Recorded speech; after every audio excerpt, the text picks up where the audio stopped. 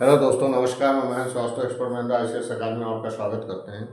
छात्रों, हमारी क्लासेस चल रही हैं एक्सपर्ट महिंद्रा ICS अकादमी की, जो इस समय चल रही उत्तर प्रदेश की प्रमुख पर्यटन एवं धार्मिक स्थल के बारे में, जिसमें से ऐतिहासिक स्थल के बारे में बताया जा रहा है। उत्तर प्रदेश के जो ऐतिहासिक स्थल हैं उनके बारे में जानकारी दी जा रही है। इससे रिलेटेड प्रश्न बहुत आते हैं कंपटीशन में। आगे क्रमशः बढ़ते हुए इसका जो पार्ट है, भाग है, 10वां भाग है, उसके अंतर्गत हम आपके स्थल के बारे में, ऐतिहासिक स्थल के बारे में बता रहे हैं। प्रयागराज, ये प्रयागराज है जो उत्तर प्रदेश में है।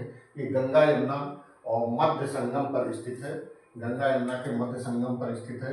और ये अकबर ने कौशाम्बी स्थित अशोक स्तंभ को प्रयागराज में अपने किले में स्थापित करवाया था।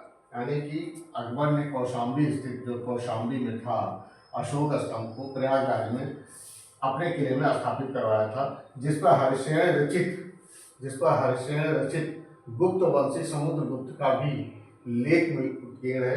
और इससे समुद्रगुप्त की सैनिक एवं कलात्मक गतिविधियों पर जानकारी मिलती है। कहने का मतलब है, इससे जो इस लेख में समुद्रगुप्त की सैनिक एवं कलात्मक गतिविधियों की जानकारी प्राप्त होती है। गुप्त काल में ये उनकी धार्मिक सांस्कृतिक राजधानी थी। यानी कि गुप्त काल में ये इतना विकसित हुआ, यानी कि ये इसमें गुप्त काल को, इसको धार्मिक और सांस्कृतिक राजधानी बोलते हैं। गुप्त काल की उस समय सांस्कृतिक और धार्मिक राजधानी बोलते हैं।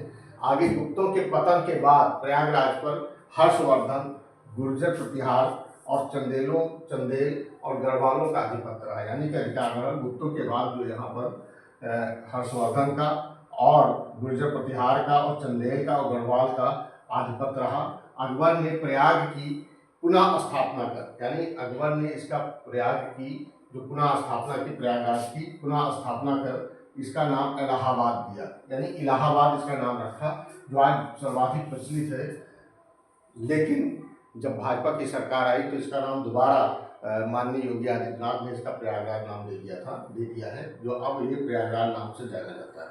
यानी प्रयागराज का सर्वाधिक महत्व त्रिवेणी संगम की वजह से है। यानी प्रयागराज का जो नाम है, सर्वाधिक इसका महत्व है, वो त्रिवेणी संगम, त्रिवेणी मतलब गंगा यमुना के संगम के उसमें है, और सरस्वती के त्रिवेणी संगम इसको बोलते हैं। और उसकी वजह से इसकी बहुत ही महत्वपूर्ण इसकी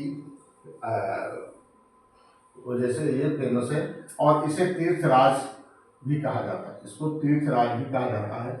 हर्षवर्धन प्रति 5वें वर्ष महामोक्ष परिषद का आयोजन करता था। हर्षवर्धन जो हर 5वें वर्ष महामोक्ष का आयोजन करता था। यहाँ पर कालिदास, कल्हड़, अलवरुणी ने प्रयाग के धार्मिक सांस्कृतिक महत्व की बहुत चर्चा की है। यानी कि प्रयागराज का जो वर्णन है वो कालिदास, कल्हड़ और अलवरुणी ने इसकी बहुत ही धार्मिक महत्व की प्रशंसा की है, जिसका वर्णन मिलता है।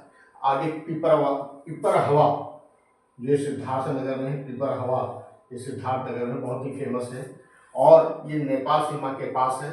यहाँ से प्राचीनतम बौद्ध स्तूप, उनके भीतर रखी हुई बुद्ध अस्थियां, एक पाषाण मंजूषा प्राप्त हुई है। यानी कि यहाँ पर नेपाल में ये पिपरहवा जो है सिद्धार्थ नगर जिला में, उत्तर प्रदेश में, और नेपाल सीमा के पास है। और यहाँ से प्राचीनतम बौद्ध स्तूप और उसमें भीतर रखी हुई अस्थियां, बौद्ध की अस्थियां, और एक पाषाण मंजूषा प्राप्त हुई है। मंजूषा पर एक ब्राह्मी लिपि में लेख लिखा हुआ है, जिससे स्पष्ट है कि इसका निर्माण शाक्यों ने करवाया था। यानी कि इसका जो मंजूषा जो मिली है, पाषाण मंजूषा मिली है, उसमें ये उत्कीर्ण है। इससे ये प्रमाण मिलता है कि जो गौतम बुद्ध की जो स्तूप है, ये जो यहाँ बना हुआ था स्तूप, गौतम बुद्ध की अस्थियाँ जो मिली हुई हैं, इससे प्रमाण मिलता है कि जो इसका जो निर्माण कराया था, ये शाक्यों द्वारा करवाया गया था। यहाँ का बौद्ध स्तूप उन 8 स्तूपों में से एक है। जो 8 स्तूप बने हैं उनमें से ये बौद्ध स्तूप एक है, और जिनका निर्माण बुद्ध के महानिर्वाण के तुरंत बाद करवाया गया था। यानी जब गौतम बुद्ध खत्म हुए, उनके तुरंत बाद जो है 8 स्तूपों का निर्माण करवाया था, जिसमें से एक स्तूप यहाँ पर भी पिपरहवा में पाया जाता है, जिसका ये प्रमाण मिलता है कि शाक्यों द्वारा ये कराया गया था। आगे वर्तमान में स्तूप के अवशेष तो मंजूषा लखनऊ संग्रहालय में सुरक्षित है। यानी कि जो ये स्तूप है जो यहाँ पर पिपरहवा में पाया गया, इसका जो मंजूषा और स्तूप के जो अवशेष हैं वर्तमान में यानी इस समय कोई स्तूप के अवशेष एवं मंजूषा लखनऊ के संग्रहालय में सुरक्षित रखे हुए हैं। कहने मतलब है सुरक्षित रखे हुए देखा जा सकता है। आगे मौर्य गणराज्य की राजधानी पिपलीवन, यानी लोगों का मानना, विद्वानों का मानना है कि जो मौर्य गणराज्य की राजधानी थी वह पिपलीवन हुआ करती थी, वो भी इसी स्थान पर स्थित था। यानी कि पिपरहवा के स्थान पर स्थित था। मौर्य गणराज्य की जो राजधानी थी पिपलीवन, जो विद्वान लोग मानते हैं कि जो पिपरहवा है, पिपलीवन, यहाँ पे कुछ भूभाग थे जो यहाँ पर मौर्य साम्राज्य की राजधानी हुआ करती थी। वर्तमान में पिपरहवा ही पिपरहवा के नाम से जाना जाता है। वर्तमान में पिपरहवा के नाम से जाना जाता है, जो पहले पिपलीवन के नाम से जाना जाता था, कि पिपरहवा के नाम से जाना जाता है। ये छात्रों इस सिद्धार्थ नगर में है। अतः आगे क्रमशः बढ़ते हुए हम आपको और बताएंगे, स्थलों के बारे में जानकारी देंगे। तब तक के जय हिंद, जय भारत, नमस्कार। मेरा क्लास ज्वाइन करते रहिए।